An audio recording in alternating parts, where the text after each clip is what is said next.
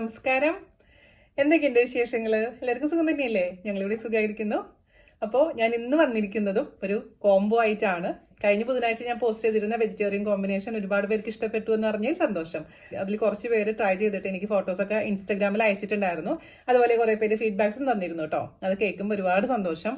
അപ്പോൾ അതുപോലെ തന്നെ ഞാൻ കഴിഞ്ഞ വീഡിയോയിൽ നിങ്ങളടുത്ത് ചോദിച്ചിട്ടുണ്ടായിരുന്നു എവിടെ നിന്നാണ് നിങ്ങൾ എൻ്റെ വീഡിയോ കാണുന്നത്, അതറിയാൻ ഒരു ആഗ്രഹം പറഞ്ഞിരുന്നു. അപ്പോൾ ഒരുപാട് പേര് എന്താ പറയുക, ഒരുപാട് സന്തോഷം.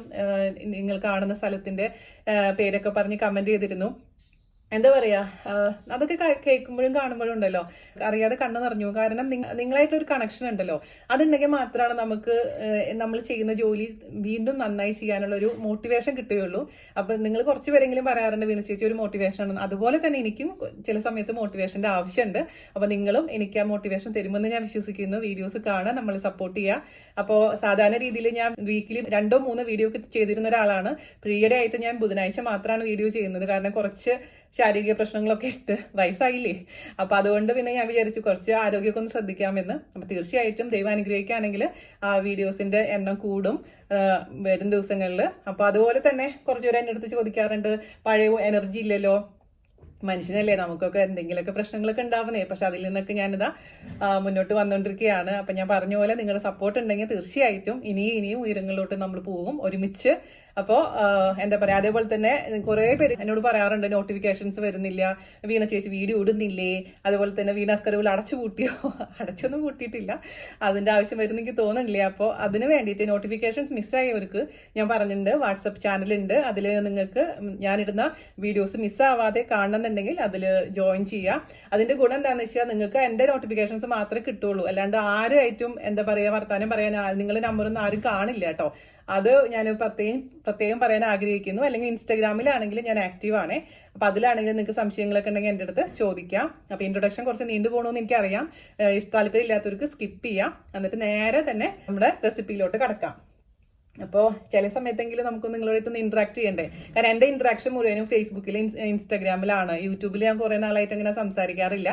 കാരണം പേര് വീണ ചേച്ചി ഒരുപാട് സംസാരിക്കുന്നു, നിങ്ങൾക്ക് നിർത്തിപ്പോയിക്കൂടെ, ലോങ് വീഡിയോ ആണെന്നൊക്കെ പറഞ്ഞ് കേൾക്കുമ്പോൾ ഇടയ്ക്കൊക്കെ ഒരു സങ്കടം തോന്നാറുണ്ട്. പക്ഷേ ഞാൻ അങ്ങനെയൊന്നും തോന്നൂല. നമ്മൾ എന്തിനു വിഷമിച്ചിട്ട് കാര്യമല്ല, നിങ്ങൾ എന്റെ കൂടെ ഉണ്ടെങ്കിൽ ഞാൻ വിഷമിക്കില്ല. അപ്പൊ ഒട്ടും താമസിക്കുന്നത് നമുക്ക് എങ്ങനെയാണ് രുചികരമായിട്ടുള്ള ഈ വെജിറ്റേറിയൻ കോംബോ എങ്ങനെയാണ് തയ്യാറാക്കാമെന്ന് നോക്കിയിട്ട് വരാം. ഓക്കെ, അപ്പോൾ നമ്മുടെ ഇപ്രാവശ്യവും കമന്റ്സ് ഇടാൻ മറക്കരുത്. പ്രത്യേകിച്ചും എവിടെയാണ് സ്ഥലം, നിങ്ങളുടെ വിശേഷങ്ങളൊക്കെ പങ്കുവെക്കുക. ഓക്കെ, അപ്പൊ നമുക്ക് 2 കറികൾ ഉണ്ടാക്കാം. ഒന്നൊരു ചാറുകറിയും മറ്റേതൊന്ന് മെഴുക്കുവരട്ടിയാണ്. അപ്പോൾ ചാറുകറി എന്ന് പറയുന്നത് മത്തങ്ങ പുളിങ്കറിയാണ് ഞാൻ ഉണ്ടാക്കാൻ പോകുന്നത്. തേങ്ങയൊന്നും വേണ്ടാത്ത അടിപൊളിയായിട്ടുള്ള ഈസി ആയിട്ടുള്ള ഒരു കറി. അപ്പൊ അതിന് വേണ്ടി കുക്കർ എടുക്കുക. നിങ്ങളുടെ അടുത്ത് കുക്കർ ഇല്ലാന്നുണ്ടെങ്കിൽ അതിന് പകരമായിട്ട് അടികട്ടിയുള്ള ഏതെങ്കിലും കുഴിയുള്ള പാത്രം ഉപയോഗിക്കാം കേട്ടോ. അപ്പോൾ ഞാൻ കുക്കറിലോട്ട് 1 കപ്പ്, അതായത് ഒരു വലിയ കഷ്ണം മത്തങ്ങയാണ് ഞാൻ എടുത്തിരിക്കുന്നത്. അത് വാഷ് ചെയ്തതിന് ശേഷം ചെറിയ ചെറിയ പീസസ് ആയിട്ട് മുറിച്ച് ചേർത്ത് കൊടുത്തിട്ടുണ്ട്. അതിലോട്ട് നമുക്ക് പുളിവെള്ളമാണ് ഒഴിക്കുന്നത്. ഞാനിവിടെ ചെറിയ നെല്ലിക്ക വലിപ്പത്തിലുള്ള പുളി കുറച്ചു നേരം വെള്ളത്തിലിട്ട് വെച്ചിട്ടുണ്ടായിരുന്നു. അതിനുശേഷം പിഴിഞ്ഞരിച്ചു വെച്ചിരിക്കുന്ന പുളിവെള്ളമാണ്. അപ്പൊ പുളിവെള്ളത്തിന്റെ അളവ് ഡിപ്പെൻസ്. ഒരുപാട് പുളി ഉണ്ടെന്നുണ്ടെങ്കിൽ അതിനനുസരിച്ച് പുളിയുടെ അളവ് കുറയ്ക്കാം. ഒരു 1/4 ടീസ്പൂണോളം മഞ്ഞൾപ്പൊടി ചേർത്ത് കൊടുക്കാം. 1/2 ടീസ്പൂണോളം ഉപ്പ് ചേർത്ത് കൊടുത്തിട്ടുണ്ട്. ഒരല്പം വെളിച്ചെണ്ണ, ഇവിടെ തണുപ്പായതുകൊണ്ട് വെളിച്ചെണ്ണ കട്ട പിടിച്ചിരിക്കുകയാണ് കേട്ടോ. വെളിച്ചെണ്ണ ഒഴിച്ചു കൊടുത്തു. അതിലോട്ട് നമുക്ക് വീണ്ടും കുറച്ചും കൂടി വെള്ളം ചേർത്ത് കൊടുക്കാം. ഞാൻ 1 ഗ്ലാസ് വെള്ളം ഒഴിച്ചു കൊടുത്തിട്ടുണ്ട്. അത് നമുക്ക് നന്നായി മിക്സ് ചെയ്ത് കൊടുക്കും. അതിനുശേഷം അടച്ചു വെച്ച് മീഡിയം ഫ്ലെയിമിൽ ഒരു വിസിൽ വന്നിട്ടുണ്ട്. നമുക്ക് ഓഫ് ചെയ്യാം. കുറച്ച് കഴിഞ്ഞതിന് ശേഷം തുറന്നു നോക്കാം. മത്തങ്ങ നന്നായിട്ട് കുക്കായിട്ടുണ്ട്, ഒന്ന് നോക്കിക്കോളൂ. നന്നായി കുക്കായിട്ടുണ്ട്. കുക്കായിട്ടില്ലെങ്കിൽ ഒന്നും കൂടെ ഒരു വിസിലും കൂടെ വെച്ചോളൂ കേട്ടോ. അപ്പോൾ ഞാൻ പറഞ്ഞ പോലെ വിസിലല്ലെങ്കിൽ അടച്ചു വെച്ചിട്ട് കുക്ക് ചെയ്താലും മതി. അപ്പോൾ നമുക്കത് മാറ്റി വെക്കാം. നമുക്കൊരു പാത്രം അടുപ്പത്ത് വെക്കുക. അതിലോട്ട് നമുക്ക് വെളിച്ചെണ്ണ ഒഴിച്ചു കൊടുക്കാം. അതിലോട്ട് നമുക്ക് 10 ചെറിയുള്ളി 2-3 കഷ്ണമായിട്ട് മുറിച്ചിട്ട് കൊടുക്കാം. അതുപോലെ തന്നെ നമുക്ക് 1 പച്ചമുളക് നെടുകെ കീറിയത്, കുറച്ച് കറിവേപ്പില എന്നിവ ചേർത്ത് ഒന്ന് വഴറ്റിയെടുക്കാം. ഇതിന്റെയൊക്കെ ഡീറ്റെയിൽ വീഡിയോ ഞാൻ ഓൾറെഡി പണ്ടേ പോസ്റ്റ് ചെയ്തിട്ടുണ്ട് കേട്ടോ. അപ്പോൾ ഇതൊക്കെ ഞാൻ പെട്ടെന്ന് പറഞ്ഞു പോവാണ്. എന്തെങ്കിലും ടിപ്സ് ഒക്കെ വേണമെന്നുണ്ടെങ്കിൽ ആ വീഡിയോ കണ്ടാൽ മതി. ഈ വീഡിയോന്റെ ഒക്കെ ലിങ്ക് ഞാൻ താഴെ തരാം. പിന്നെ നമ്മുടെ കൊറോണയുടെ ടൈമിൽ ഏറ്റവും ഹിറ്റായ റെസിപ്പിയാണ് മത്തങ്ങ പുളിങ്കറി. ഇനി നമുക്ക് ഇതിലോട്ട് പൊടിയിലാണ് ചേർത്ത് കൊടുക്കേണ്ടത്. ഓൾറെഡി മഞ്ഞപ്പൊടി നമ്മൾ ചേർത്തിട്ടുണ്ട്, അതുകൊണ്ട് ഇനി മഞ്ഞപ്പൊടി വേണ്ട.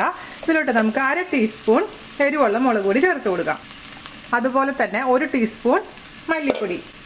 ഈ 2 പൊടികളും ചേർത്തതിന് ശേഷം നന്നായി അങ്ങ് പച്ചമണം മാറുന്നത് വരെ ചെറിയ തീയിൽ നമുക്കൊരു 3 മിനിറ്റോളം വഴറ്റിയെടുക്കാം. പച്ചമണമൊക്കെ മാറിയിട്ടുണ്ടെങ്കിൽ അതിലോട്ട് നമുക്ക് ഒരു തക്കാളിയുടെ പകുതി ഭാഗം ചേർത്ത് കൊടുക്കാം. ഇനി നമുക്ക് ഇത് അടച്ചു വെച്ചിട്ടൊന്ന് കുക്ക് ചെയ്യാം. നന്നായി തക്കാളി വെന്ത് ഉടയുന്ന വരെ കുക്ക് ചെയ്യാം കേട്ടോ. ചെറിയ തീയിൽ നമ്മൾ ചേർത്ത് കൊടുത്തിരിക്കുന്ന തക്കാളി നന്നായി കുക്കായിട്ടുണ്ട്. ഈ കയ്യിൽ വെച്ചിട്ടൊന്ന് ഉടച്ചു കൊടുക്കാം. ഇനി ഇതിലോട്ട് നമുക്ക് കുക്ക് ചെയ്ത് വെച്ചിരിക്കുന്ന മത്തങ്ങ ചേർത്ത് കൊടുക്കാം. മത്തങ്ങ ചേർത്തതിന് ശേഷവും നന്നായി ഒന്ന് ഉടച്ചു കൊടുക്കാം. ഇനി ഇതിലോട്ട് നമുക്ക് വീണ്ടും 1 ഗ്ലാസോളം വെള്ളം ഒഴിക്കണം. കാരണം നന്നായിട്ട് ഇതിൽ കിടന്നൊന്ന് തിളയ്ക്കണം കേട്ടോ. അപ്പോഴാണ് ഈ മത്തങ്ങയിലോട്ട് ഈ പുളിയും എല്ലാതും നന്നായി പിടിച്ച് ഇതിലോട്ട് ഇറങ്ങുള്ളൂ. ഞാൻ മത്തങ്ങയുടെ കഷ്ണങ്ങളൊക്കെ നന്നായി ഉടച്ചു കൊടുത്തിട്ടുണ്ട്. അതിലോട്ട് നമുക്ക് വീണ്ടും ചൂടുവെള്ളമാണ് ഒഴിച്ചു കൊടുക്കുന്നത്. പച്ചവെള്ളം ഒരിക്കലും ഒഴിക്കരുത്. മീഡിയം ഫ്ലെയിമിൽ നന്നായിട്ട് കിടന്ന് തിളക്കട്ടെ. ഇനി ഇതിലോട്ട് ഞാൻ ചേർത്ത് കൊടുക്കാൻ പോകുന്നത് 1/4 ടീസ്പൂണോളം ശർക്കരയും കൂടെ വരുമ്പോൾ ഒരു പ്രത്യേക ടേസ്റ്റ് ആയിരിക്കും. പക്ഷേ താല്പര്യം ഉണ്ടെങ്കിൽ മാത്രം ചേർക്കാം. ഞാനിതിലോട്ട് അതും കൂടെ ചേർത്ത് നന്നായി മിക്സ് ചെയ്യാം. ഞാൻ പറഞ്ഞ പോലെ നന്നായി ഒന്ന് കിടന്ന് തിളക്കട്ടെ. ഈ സമയത്ത് രുചി നോക്കിയപ്പോൾ ഉപ്പ് കുറവാണ്, പുളിയൊക്കെ പെർഫെക്റ്റ് ആണ്, എരിവുണ്ട്. അപ്പോൾ നമുക്കൊരു അല്പം കൂടെ ഉപ്പ് ചേർത്ത് കൊടുക്കും. ഉപ്പൊക്കെ നിങ്ങളുടെ ഇഷ്ടത്തിനനുസരിച്ച് ചേർക്കാൻ മറക്കരുത് കേട്ടോ. അപ്പം നമ്മുടെ കറി തിളച്ചു, ഇതിൻ്റെ പച്ചമുളകൊക്കെ മാറി കുട്ടപ്പനായിട്ടുണ്ട്. നമുക്കിത് മാറ്റി വെക്കാം. ഇതിലോട്ട് നമുക്ക് താളിച്ച് ചേർക്കാൻ വേണ്ടിയിട്ട് വെളിച്ചെണ്ണ ഒഴിച്ചു കൊടുക്കാം. നമ്മൾ നാടൻ കറി ആയതുകൊണ്ട് എപ്പോഴും വെളിച്ചെണ്ണയാണ് ഉപയോഗിക്കാറുള്ളത്. നമ്മൾ കഴിഞ്ഞ വീഡിയോയിൽ ഞാൻ പറഞ്ഞിരുന്നില്ലേ നിങ്ങൾ എവിടെ നിന്നാണ് കാണുന്നത് എന്നൊക്കെ കമന്റ് ചെയ്യണമെന്ന് പറഞ്ഞു. ഒരുപാട് പേര് കമന്റ് ചെയ്ത് എനിക്ക് ഒരുപാട് സന്തോഷമായി. ഇപ്പോഴാണ് എന്താ പറയുക, നിങ്ങൾ എന്നോട് സംസാരിക്കുമ്പോഴല്ലേ നമുക്കൊരു കണക്ഷൻ കൂടുതൽ ഫീൽ ചെയ്യുന്നേ. അപ്പോൾ എവിടെ നിന്നാണെന്ന് അറിയാം, വിശേഷങ്ങളൊക്കെ അറിയുമ്പോൾ വലിയ സന്തോഷമാണ് കേട്ടോ. അപ്പോൾ വീണ്ടും നമുക്ക് വീഡിയോസ് ഇടാനും ഒക്കെ വലിയൊരു പ്രചോദനമാണ്. അപ്പോൾ അതേപോലെ തന്നെ ഞാൻ നിങ്ങളുടെ അടുത്ത് ലൈക്ക് അടിക്കാനൊന്നും പറയാറില്ല. പറ്റുകയാണെങ്കിൽ ലൈക്ക് അടിക്കുക, സബ്സ്ക്രൈബ് ചെയ്യുക, ചെയ്യാത്തവരുണ്ടെങ്കിൽ മറ്റുള്ളവർക്ക് ഷെയർ ചെയ്യുക. വേണ്ടി ചേച്ചിനൊന്ന് സപ്പോർട്ട് ചെയ്യൂ കേട്ടോ. നിങ്ങൾ സപ്പോർട്ട് ചെയ്യുന്നുണ്ടെന്ന് എനിക്കറിയാം. എന്നാലും പറയേണ്ടത് എൻ്റെ കടമ. ചെയ്യണോ വേണ്ടതെന്ന് നിങ്ങൾ തീരുമാനിക്കാം. അപ്പോൾ ഇതൊന്ന് ചൂടാകട്ടെ. എണ്ണ ചൂടാകുമ്പോൾ ഞാൻ ആദ്യം തന്നെ അതിലോട്ട് കടുകും അതുപോലെ തന്നെ ഉലുവ കുറച്ചിടും, പിന്നെ വറ്റൽമുളകും കറിവേപ്പിലയും കൂടി ഇടും കേട്ടോ. എന്നിട്ട് അവസാനം കുറച്ച് കായത്തിന് പൊടിയും കൂടെ ചേർക്കും. അപ്പോൾ ഞാൻ പറഞ്ഞ പോലെ എക്സോസ്റ്റ് ഫാൻ ഓൺ ചെയ്യേണ്ടതാണ് അപ്പോൾ ഇവിടെ, അല്ലെങ്കിൽ അലാറം അടിക്കും. അതുകൊണ്ട് ഞാൻ പറയുന്നില്ല കേട്ടോ. അപ്പോൾ നമുക്ക് കറി അടച്ചു വെക്കാം. പിന്നെ ഇരുന്നിട്ട് കുറച്ച് നേരം കഴിയുമ്പോൾ ചിലപ്പോൾ കുറച്ച് കട്ടിയാവാൻ ചാൻസ് ഉണ്ട്, തിക്കാവാൻ ചാൻസ് ഉണ്ട്. അങ്ങനെയാണെന്നുണ്ടെങ്കിൽ കുറച്ചും കൂടെ ലൂസ് ആവണമെന്നുണ്ടെങ്കിൽ നിങ്ങൾ കുറച്ച് ചൂടുവെള്ളം ഒഴിച്ചു കൊടുത്താൽ മതി. ഒരിക്കലും പച്ചവെള്ളം ഒഴിക്കരുത് കേട്ടോ. ഇനി ഞാനിവിടെ തയ്യാറാക്കാൻ പോകുന്നത് മെഴുക്ക് പുരട്ടിയാണ്. പൊട്ടറ്റോയും അതുപോലെ തന്നെ അച്ചിങ്ങാപ്പയറും കൂടി കോമ്പിനേഷൻ ആണ് കേട്ടോ. പക്ഷെ നിങ്ങളുടെ അടുത്ത് ഇപ്പോൾ ഏതെങ്കിലും ഒന്നേ ഉള്ളൂന്നുണ്ടെങ്കിൽ അത് ചെയ്താൽ മതി. അതായത് അച്ചിങ്ങാപ്പയർ ആണെങ്കിൽ അച്ചിങ്ങാപ്പയർ ചെയ്യാം, അല്ലെങ്കിൽ പൊട്ടറ്റോ ആണെങ്കിൽ പൊട്ടറ്റോയും ചെയ്യാം. അപ്പോൾ രണ്ടും കൂടി ഉള്ള കോമ്പിനേഷൻ അത് ഇഷ്ടമുണ്ടെങ്കിൽ മാത്രം ചെയ്താൽ മതി. ഞാനിത് സാധാരണ ചെയ്യാറില്ല. എൻ്റെ ഫ്രണ്ടാണ് ശ്രീലക്ഷ്മിയാണ് പറഞ്ഞത് ഇങ്ങനെ ഒന്ന് ചെയ്ത് നോക്ക് ചേച്ചി ചെയ്യുന്നത്. അപ്പോൾ ശരി, നമുക്ക് ചെയ്ത് നോക്കാം അല്ലേ. അപ്പോൾ നമുക്ക് അതിന് വേണ്ടിയിട്ടൊരു കടായി അടുപ്പത്ത് വെക്കുക. അതിലോട്ട് വെളിച്ചെണ്ണ ഒഴിച്ചു കൊടുക്കാം. അപ്പോൾ ഞാനിവിടെ പച്ചപ്പയറും അതായത് അച്ചിങ്ങാപ്പയറും പൊട്ടറ്റോവും തനിയെ കുക്ക് ചെയ്ത് വെച്ചിട്ടുണ്ട്. അതേസമയം നിങ്ങൾക്ക് ഇതിൽ തന്നെ ഒരുമിച്ചിട്ടിട്ട് അടച്ചു വെച്ചിട്ടും നമുക്ക് കുക്ക് ചെയ്തെടുക്കാം കേട്ടോ. ഞാൻ സമയം ലാഭിക്കാൻ വേണ്ടിയിട്ടാണ് അവനിൽ വെച്ചിട്ട് ഞാൻ 10 മിനിറ്റോളം സെപ്പറേറ്റ് ആയിട്ട് ഇതൊന്ന് കുക്ക് ചെയ്തെടുത്തിട്ടുണ്ട്. അപ്പോൾ ഇതിലോട്ട് നമുക്കിനി ചേർത്ത് കൊടുക്കേണ്ടത് ചെറിയുള്ളിയാണ്. നിങ്ങളുടെ അടുത്ത് ചെറിയുള്ളി ഇല്ല എന്നുണ്ടെങ്കിൽ അതിന് പകരമായിട്ട് സവാള ചേർത്താലും മതിയാകും. ഒരു 10ഓളം ചെറിയുള്ളി വളരെ നൈസാക്കി അരിഞ്ഞത് ചേർത്ത് കൊടുത്തിട്ടുണ്ട്. അതുപോലെ തന്നെ നമുക്ക് അതിലോട്ട് കുറച്ച് കറിവേപ്പിലയും കൂടെ ചേർത്ത് കൊടുക്കാം. ചെറിയൊരു ഗോൾഡ് കളർ ആവുന്ന വരെ ഒന്ന് വഴറ്റി കൊടുക്കാം. ഞാനത് സെപ്പറേറ്റ് ആയിട്ട് കുക്ക് ചെയ്തപ്പോൾ അതിൽ രണ്ടിലും ഞാൻ ഉപ്പ് ചേർത്ത് കൊടുത്തിട്ടുണ്ട്. അതുകൊണ്ട് ഇതിൽ അല്പം മാത്രം ഉപ്പ് ചേർത്ത് കൊടുത്താൽ മതിയാകും. സാധാരണ പൊട്ടറ്റോ ഒക്കെ ഞാൻ ചെയ്യുമ്പോൾ വേവിക്കാണ്ട് തന്നെ പൊട്ടറ്റോനെ ഇതിലിടുന്നത് കേട്ടോ. അപ്പം അങ്ങനെ ചെയ്താൽ സമയം എടുക്കും. അതുകൊണ്ടാണ് ഞാൻ സെപ്പറേറ്റ് ആയിട്ട് വേവിച്ചത്. കുക്കറിൽ വേവിക്കാം, അതല്ലെങ്കിൽ അടച്ചു വെച്ചിട്ട് പാത്രത്തിൽ വേവിക്കാം, കുറച്ച് വെള്ളം ഒഴിച്ചിട്ട്, അതല്ലെങ്കിൽ അവനിൽ വേവിക്കാം. ഒന്ന് ഗോൾഡ് കളർ ആവട്ടെ. നമ്മുടെ ചെറിയുള്ളി ചെറുതായിട്ട് ഗോൾഡ് കളർ ആയിട്ടുണ്ട്. നമുക്ക് അതിലോട്ട് ചതച്ച മുളക് ചേർത്ത് കൊടുക്കാം. ചതച്ച മുളക് ഇല്ലെങ്കിൽ മുളക് പൊടി ചേർത്ത് കൊടുത്താലും മതിയാകും. ഞാനിപ്പോൾ ഇതിലോട്ട് 2 ടീസ്പൂൺ മുളക് ചതച്ചതാണ് ചേർക്കുന്നത്.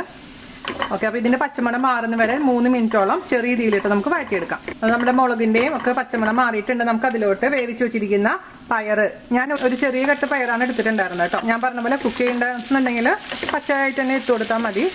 നന്നായി മിക്സ് ചെയ്ത് കൊടുക്കാം. പൊട്ടറ്റോ കൂടെ ചേർത്ത് കൊടുക്കാം. ഈ പുളി കറിയുടെ കൂടെ എല്ലാം നല്ല ചേർച്ചയാണ്. ഭയങ്കര എനിക്കിഷ്ടമാണ് ഈ പുളിയുള്ള കറികൾ. ഉണ്ടാക്കാൻ എളുപ്പമല്ലേ. അപ്പം മത്തങ്ങയ്ക്ക് പകരം നിങ്ങൾക്ക് ക്വാഷോ അല്ലെങ്കിൽ കുമ്പളങ്ങയോ വെള്ളരിക്കൊക്കെ ഉപയോഗിക്കാം. പക്ഷെ മത്തങ്ങയുടെ സ്വാദ് മിക്കവാറും കിട്ടുന്നുണ്ടാവില്ല. നന്നായി മിക്സ് ചെയ്ത് കൊടുക്കാമേ. ഒന്ന് യോജിക്കണം നന്നായിട്ട്. ഞാനിതിലൊരു കാര്യം ചേർക്കാൻ പറഞ്ഞു. എന്താണെന്നറിയാമോ? മഞ്ഞൾപ്പൊടി. എന്നാലാണ് ഇച്ചിരി സൗന്ദര്യം കൂടെ കിട്ടുള്ളൂ. അത് ആ പൊട്ടറ്റോ വേവിക്കുന്ന സമയത്ത് തന്നെ മഞ്ഞൾപ്പൊടി ഇട്ട് വേവിച്ചാൽ മതി കേട്ടോ. അതായിരിക്കും നല്ലത്. പക്ഷെ ഇപ്പോഴും നമുക്ക് ലേറ്റ് ആയിട്ടില്ല. അപ്പോഴാണ് അതിനൊരു ചന്തം വന്നത്. ഇനി നമുക്കത് അടച്ചു വയ്ക്കാം. അപ്പം ഞാൻ തുറന്നിട്ടുണ്ട്. റെഡി ആയിട്ടുണ്ട് നമ്മുടെ മെഴുക്ക് പുരട്ടി. അപ്പോൾ ഭയങ്കര ഡ്രൈ ആയിട്ട് ഫീൽ ചെയ്യുകയാണെങ്കിൽ എന്ത് ചെയ്യണം? കുറച്ച് വെള്ളം ഒന്ന് തെളിച്ച് കൊടുത്തോളൂ കേട്ടോ. അപ്പോഴാണ് ഒന്നെല്ലാം കൂടി യോജിച്ചിരിക്കുള്ളൂ.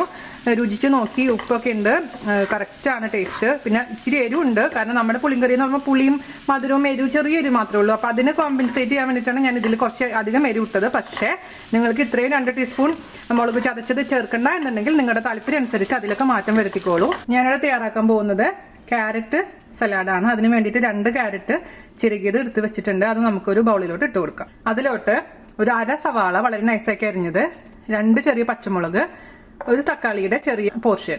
ആ തക്കാളി നിർബന്ധമൊന്നുമില്ല കേട്ടോ. തക്കാളിയുടെ ഉള്ളിലത്തെ കുരുവൊക്കെ കളഞ്ഞിട്ടാണ് ഞാൻ ചേർത്തിരിക്കുന്നത്. ചെറിയുള്ളി ആണെങ്കിലും നല്ലതായിരിക്കും. ആവശ്യത്തിന് ഉപ്പ് ചേർത്ത് കൊടുക്കാം.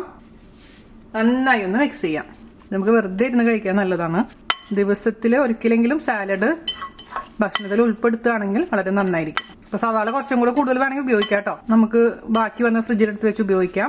ഇതിലോട്ട് നമുക്ക് അല്പം ചെറുനാരങ്ങ നീര് ചേർത്ത് കൊടുക്കാം. ഞാൻ കുറച്ച് നാരങ്ങ നീര് ചേർത്ത് കൊടുത്തിട്ടുണ്ട്. അതും കൂടെ ചേർത്ത് നന്നായി അങ്ങ് മിക്സ് ചെയ്യാം. രുചിച്ച് നോക്കുക.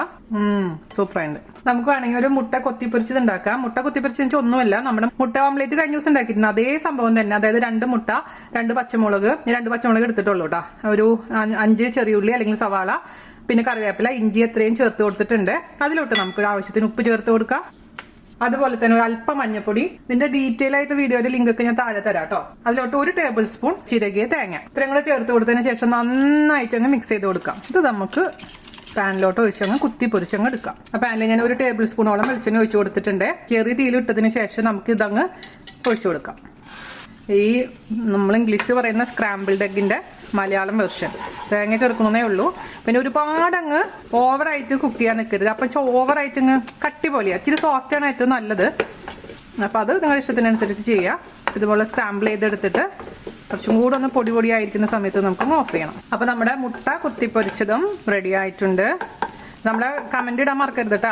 എവിടെ നിന്നാണ് കാണുന്നത്, ഡീറ്റെയിൽസ് ഇട്ടോളൂ കേട്ടോ. അതേപോലെ തന്നെ നിങ്ങളുടെ നേരത്തെ പറഞ്ഞ പോലെ നിങ്ങൾക്ക് എന്താണ് ഞാൻ ചെയ്യാൻ ആഗ്രഹിക്കുന്നത്. അതുപോലെ തന്നെ കഴിഞ്ഞ ദിവസം ഞാൻ റാവുത്തർ ബിരിയാണി തയ്യാറാക്കിയിട്ടുണ്ടായിരുന്നേ.